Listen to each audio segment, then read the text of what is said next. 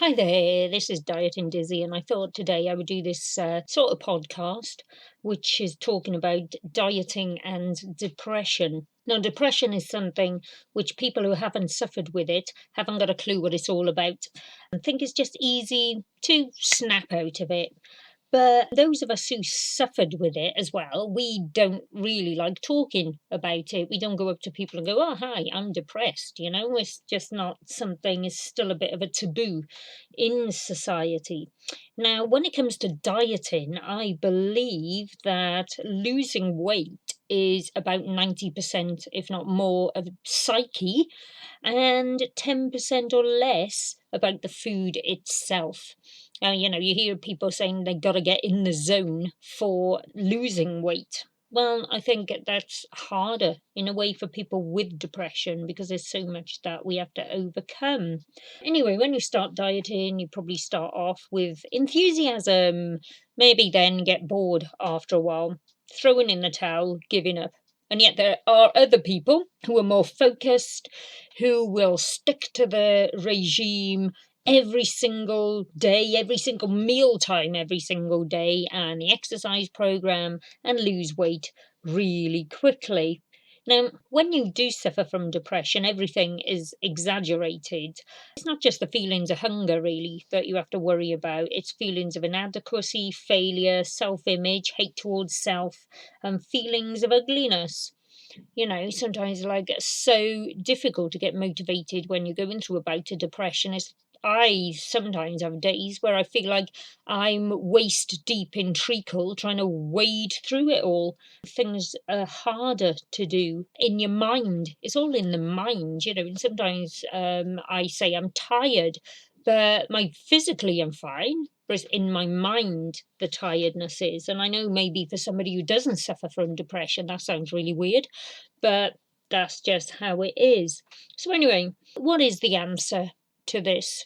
If you think you're suffering from depression and you haven't seen a GP about it, I would advise that you go and see somebody who's sympathetic towards you about it, like a GP or a nurse or someone like that. Anyway, here are a few things which have helped me in the past with dieting and depression. And the first one is recognize your limitations. Remember that if you do suffer from depression, you may have many days where you want to pig out on a few biscuits, or for me, it's crisps. When you're not feeling down, that's the time to have the backup plan. So, say you want to start your diet in a couple of days' time. You're feeling all motivated. This is the time to have a backup plan for those depressed days. Number two, if you're going out for a meal, obviously lockdown's dependent, and you know you're going to eat more than usual, plan for getting back on track. Recognize that you will eat more than you would normally do, so you don't feel down about it. And then, as I say, have a plan. Later on, I'll be suggesting one plan for that, or that you could implement to do this. If you have had an unplanned binge, don't have a pity party. I think for those of us who suffered from depression, it can be easy to have a pity party.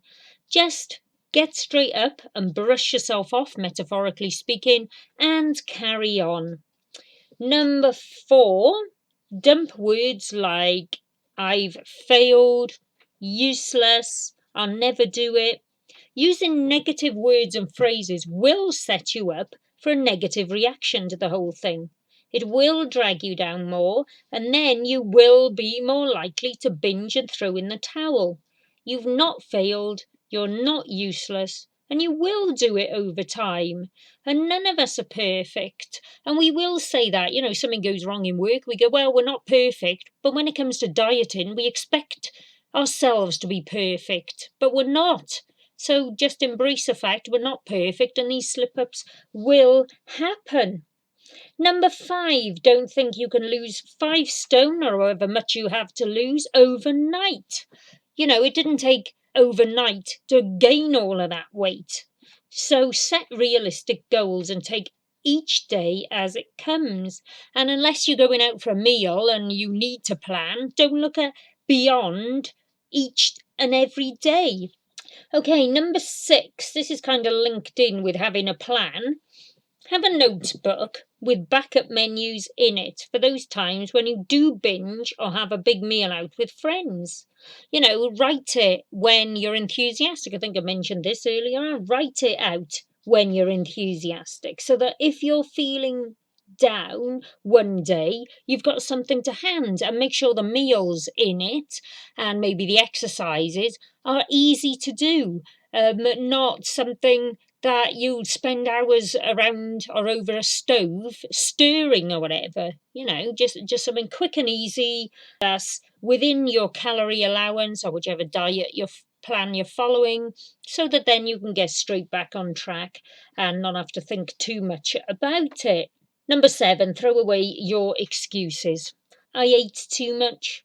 Nobody forced me to eat that packet of crisps or biscuits. And then linked to number 7 is number 8. Take responsibility for your previous eating choices. Don't blame anybody else. Even if people say to you in work, for example, if somebody brings in a birthday cake, oh, go on, have a bit. It won't hurt. One little bit won't hurt.